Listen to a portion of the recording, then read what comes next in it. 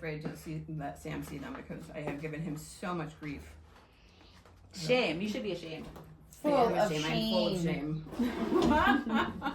Disgusted. For those of you just joining us, Oh Rachel is my sporting a pair of word. Birkenstocks today, but she has shamed those of us Birk lovers for years. I am Amber was shooketh. literally speapless. Yes, she was shooketh. Shooketh. I know. Rachel I'm Anderson. such a hypocrite. That's what I am. What? At least she owns it. What? I'm the What? hypocriteest of hypocrites. You hypocrite. Okay. I know, I don't know what to say about that, but it happens. I am It happens. You just never know. So what's anytime gonna she happen. mocks anything, just say, saying, okay, we'll wait till you get your own pair, sweetie. It'll come. I'm gonna just I'm say, buy you a pair. I'm gonna be like, Birkenstock. It's gonna be like my Yeah. code word. It's When you're true. starting to be salty, I'll be like, yeah, Miss Birkenstock. Mhm. My favorite line is Sam when he got Crocs, because he used to mock Jesse's Crocs. And then he went on that hike on the AT with Jess, and so he got Birks. And he's like, they're what? Crocs. Yes. Or he's like, they're what I never knew I needed. They're what I never knew I loved. That's a good I would one. say that about these, and here's why. My old lady feet, I think I'm starting to get a bunion, just like my mother, and just like, you're welcome, everybody. I know. Amber can't handle this. It's deserved. I am so deserving of shooketh. this. I know. I keep looking at them and I know. It's because you're so passionate about what you I think. know. and you hate and there's no gray. There's no gray. And I People hate who wear it, and I- Like Birkenstocks you're an idiot. And if I you are get them. so lame. I know. I have been that way my whole life. Oh, don't I know it? And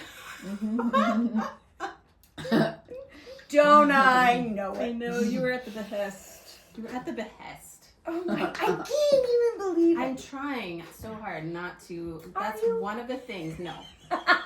So what we just need to say now is simmer, because you know your opinion's going to change. Yeah. It may take a few years, but Simmer. simmer. Exhibit A. Once it's Birkenstocks. not cool, once it's not that cool anymore, I'll catch on, and then I'll be like, "Oh, that's why, because they're comfortable."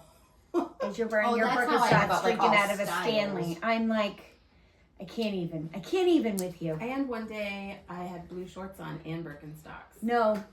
But the my color blue blue shorts is not. got A, covered in ink because a pen went through the wash and it like hit my blue shorts with ink. So maybe that was the Lord telling me that I can't have blue shorts.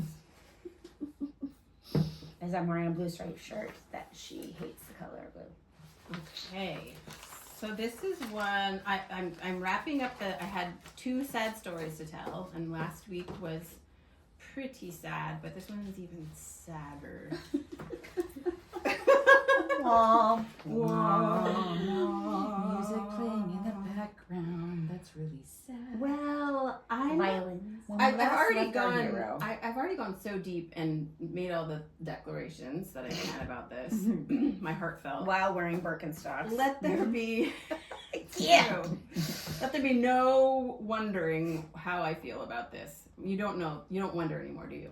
No. About what? About decluttering and hoarding all things. Oh, no. She That's clear. She stayed steady on this one. I've stayed steady and I'm clear. So Yeah. last week I thought I was pretty clear, and why and all the things. I just had one more sad story this week to tell because it addresses the issue of fear and hoarding, which I only understand, and maybe you guys can speak into it because I don't have that at all. I know that my hubby has just a tiny touch of it more than me, and I'm not going to tell anybody what he hoards because he'll get mad at me. If you want to go back to episode 3 when she got scolded. when she did share with the world. He does hoard something. It doesn't take up a lot of space, okay? So if it did, he'd probably still do it. Oh. But I There's do. wisdom in hoarding that, I think. I agree. But I still can't tell what it is. But Want me to? no. Just kidding. But there's other things that, so I would say even because of our culture and the state of our country and the world, I have added a few things to our basement pantry, food-wise and things like that.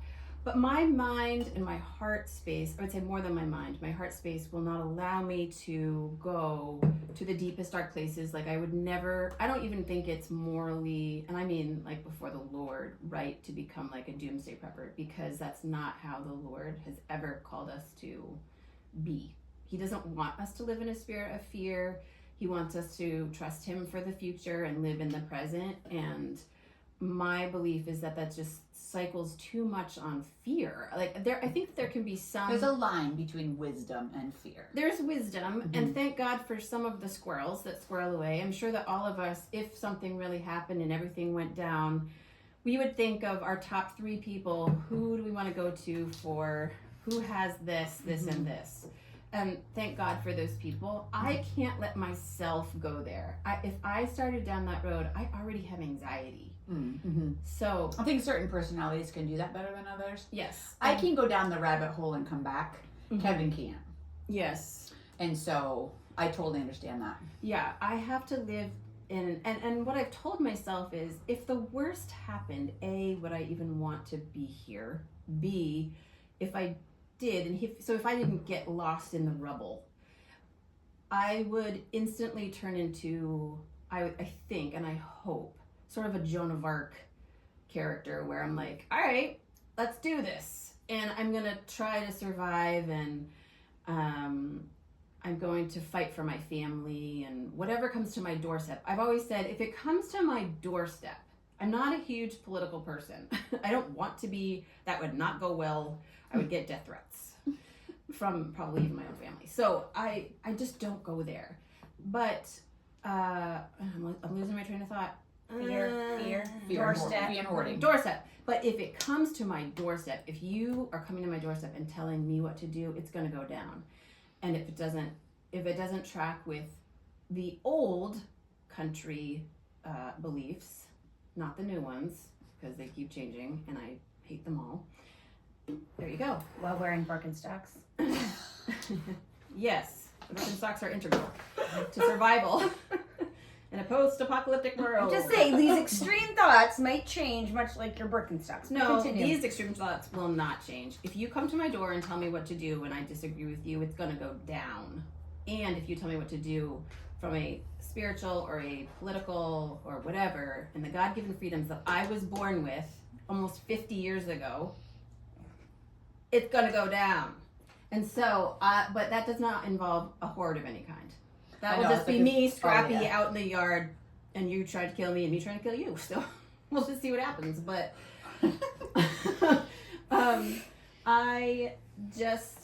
I can't live in a place where I'm anxious about how much rice I have or how many cans I have, or like my neighbor who has all the needful things but also all the unneedful things, and sort of like this big mismatch of stuff. And it's like, well, if I need a jar, I have a jar, but if you also need 5,000 hats, I have that too. And I'm like, I can't.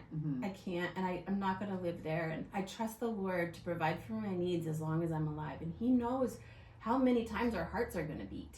He knows every hair on our head, and he will provide. And again, with God delighting in the details of our lives, he uses some of us to prepare certain things. He rises up different people. You see that all through Scripture. Yes. He rises up warriors, and he rises up people to be warriors behind the scenes. He rises up people to be caregivers. He rises up people to be martyrs. Right. Do you know what I mean? And he does rise up people to be savers. Even Joseph was sent to help the Israelites save enough for 7 years of drought. I don't know. It was like 7 years of growth, and they saved, and only he really knew why they were saving. And so it's like, I do. And Obadiah was like a Secret Service agent, where he was like King what's-his-face is Ahab, one of the most wicked kings, right-hand man. And unbeknownst to Ahab, he's hiding like 700 prophets in caves. Yes. Do you know what I mean? And so like, there's those people too. Right. So I believe in all of that. Yes. I just think that if the spirit of where you're at, or where I was, I'll just throw myself under the bus. If my spirit of hoarding something is out of fear, I don't think that that's the reason to hoard, to squirrel away and to panic. Like if it's a spirit of panic, or if it's a spirit of like, what if A, B, or C? Because guess what? There's not just what if A, B, and C. There's what if infinity. And only God knows all the things.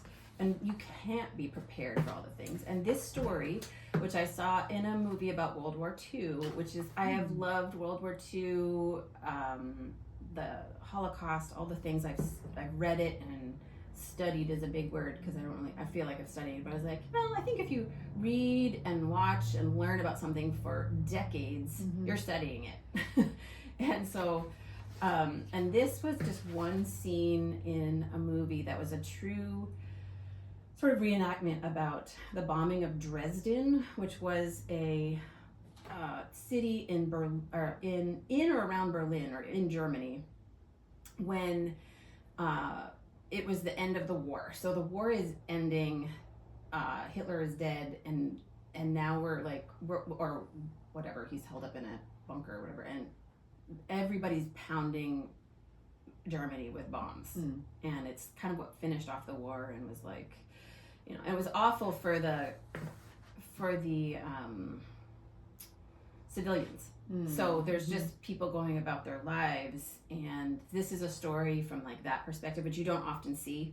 Like and who are we to judge any of the heart? Because like a lot of people who didn't agree with the war grew up there, and again, so that's another story. But this little scene really impacted my heart in a way that I personally feel like is relevant to hoarding. So my last, before I wrap this up with just one more podcast next time, this is the last of my sad stories about hoarding. And but I do think it has just a sweet reminder to not panic. A father and a husband, a man during World War II could see the writing on the wall in regards to his family's welfare at the end of World War II. So it's literally the end. He was a doctor, and he started to hoard both morphine and money. His daughter was a nurse in the same hospital that he worked at.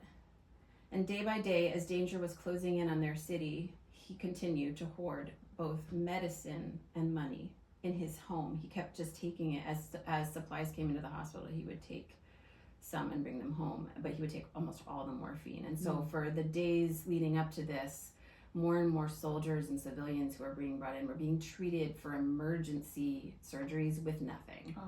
No morphine. One afternoon, as bombs fell on their city, destroying the hospital that he worked at, he raced home, and grabbing his suitcase packed with precious things that nobody else around him had, morphine and money, he escaped their home as it was hit and ran out into the streets to find his daughter. She narrowly escaped the hospital bombing as it crumbled around her, and the bombs continued to fall, engulfing the streets in like this crazy firestorm. Woo! In a crazy firestorm that was like creating its own like fire-nados because of the heat and the everything. It was just really, really violent and really crazy. His daughter caught sight of him and ran to him, and she asked where he was going with the suitcase. "We have to get out of here," he said. She pleaded that they should stay and help all the wounded around them. He begged her to come with him and escape. She grabbed the suitcase and tried to pull it away from him as it spilled open, the money and syringes falling to the ground, and the money getting swept up in the firestorm wind. The money instantly blew up and away in the wind created by this firestorm, and she stumbled back in shock. Only hours before, she had to perform emergency surgeries on both soldiers and civilians without the use of morphine.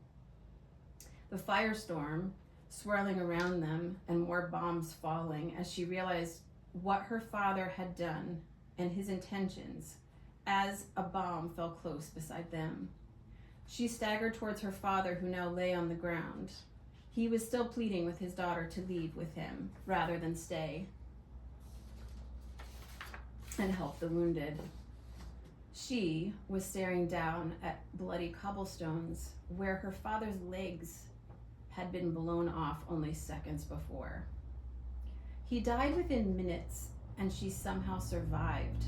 the firestorm that consumed their entire city. She had nothing, but she survived.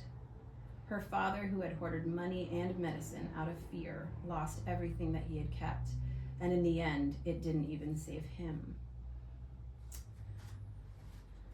So, Is that how the movie ended? No, it's very sad. It is. Feels like a rage movie. Sure does. Yeah, it's very well done. It's very sad. She Does it falls. have a happy-ish ending? No, Oh gosh. See, it's a Rachel it movie. does not have a No. happy ending. Most things in World War II do not have a No. happy ending It's true. for millions and millions. Yeah. No, Yeah. she had fallen in love with a American soldier. She was a German nurse who fell in love with the American soldier that was hiding in the hospital. In the end, he ends up getting killed. Anyway, it's really sad. It's really sad. It's heart-wrecking. You're welcome. That's another Friday night. Yeah. Any movie recommendation that she recommends to me, I'm like, Pass. I gotta research a little bit first. How do I want to feel at the end of this? Yeah. What is my point? I know I am drawn to like extreme melancholy. Yep. I don't know why. Just one of the You're millions of creative. ways You're a wild creative. that I'm broken. No, we don't say that. Then I'm weird. All right. You are weird. So what is my point? Well, it makes me think of that verse. Naked did we come into the world, and naked will we leave. We take nothing with us. That's right. And so the Bible tells us to store up treasure in heaven. That's right. So, but I do think there's ways that I have food and things that your husband stores as well. Mm-hmm. And my goal always is like, if anything, and I don't have a ton because Kevin doesn't want me to store a ton, I would store more. Mm-hmm. But my goal would be, if anything went down, that I would not hoard it, I would give it and share it. And do you know what I mean? Be the one with this. That's Yeah. where I'd be going. I'd be like, Yeah. I'm going to Rach and Amy's house. See you guys The later. boys will shoot the deer and I get some salt to season it. Yes. Whatever. Do you know what I mean? Like, Yes, I but do. Yep. I think. Well, I mean, all of us. What is the basic thing? Enough water for the first week on Nope. hand. I don't store anything. Only thing I hoard is salsas because that stuff goes out of stock.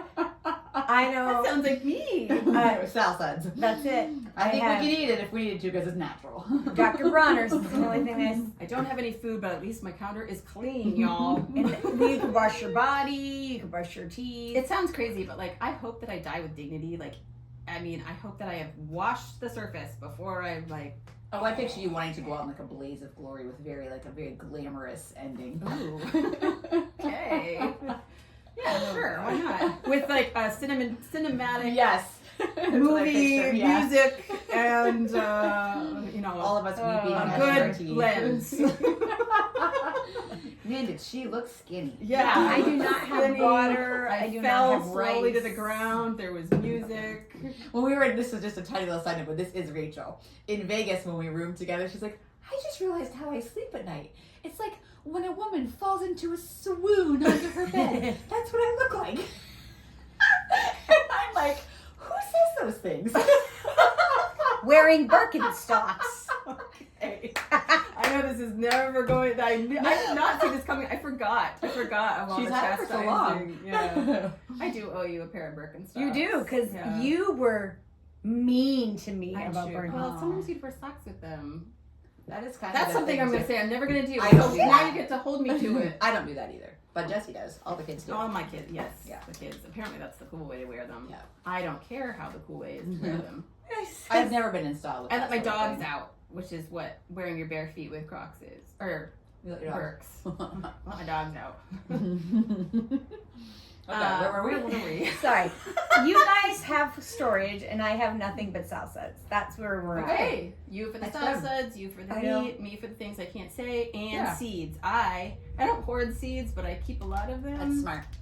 Smart. My husband says, what is the one thing, years ago he said this, way before or everything got this bad. He was like, what's the one thing you need if everything goes down? I was like, water? He's like, seeds. He's like Dwight from The Office. That's good. Seeds. Seeds. I was like, He's right. oh, He's not wrong. yeah, you're right. Mm-hmm. I mean, you know. You know, the person that would really survive the apocalypse and all of the things you all know is Mustang Sally. Like, homegirl would all of our children are just wild and crazy enough that they are survivors. Raising feral. They are survivors. They would get things done. Yeah. Yeah, they could also all win alone, I believe. Emma for sure could. If they did a group of friends, they would win all And together. on TV too. Yes, it would. Okay, so reining this back in. All that horribleness to say, hoarding, in my personal opinion, is sometimes deeply rooted in fear or endless possibilities.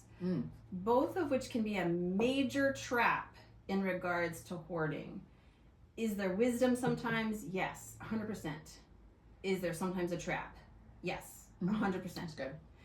As humans, we are limited by both time and space. We can only do so much in the years we are given. We can only keep so much of the stuff that comes into our lives. The amount of stuff we keep affects the way in which we are able to move about our days. The way that we move about our day affects how much we get done and how we feel while we're doing it. Our feelings contribute to the choices that we make moment to moment, which in turn become habits, which in turn becomes our very life. That's good. That's really good. I'm going to repeat it, actually. Yeah, I do said repeat it. It's It's worth reading this over. It is, it's true. Okay, we only have so many years. We can only keep so much stuff. I'm going to give the shortened version. The amount of stuff affects the way we're able to move about the day. The way we move about our day affects how much we get done and, in my opinion, more importantly, how we feel while we're doing it. Our feelings contributate. Contributate. Our- Contributory. Our feelings. Now I'm picturing a tributary. Kind of. Yeah, trickles.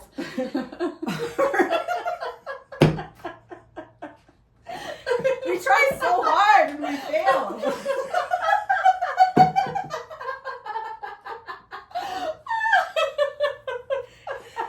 Lordy, That was a good one. how do we do a podcast? How? Listen, not too many people can.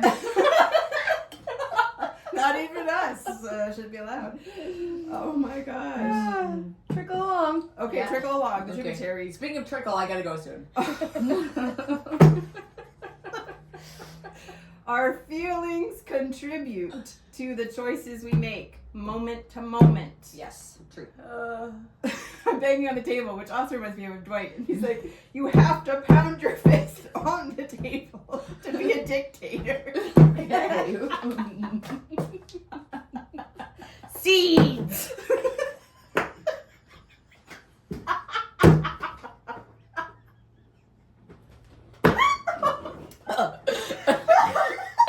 I knew it. Okay. I know what's happening. Oh. Listen, that second repetition was powerful. I haven't even finished it yet. I never got to finish because of the tributaries and the seeds.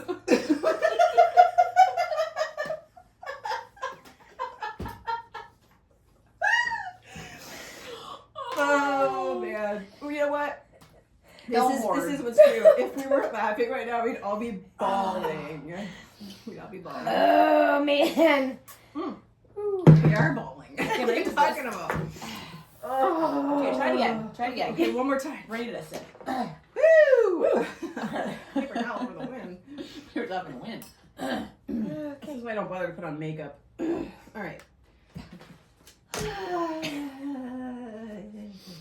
Avoid eye contact. All right, yes. No looking at me. Here we go. Our feelings contribute to the choices we make moment to moment, which in turn become habits, which in turn become our very life. If you are saving, keeping, collecting out of fear, you could be on the slipperiest slope ever to the hoardiest of hoards. And if you can feel that happening, it is my belief that you can also choose to pivot in the opposite direction.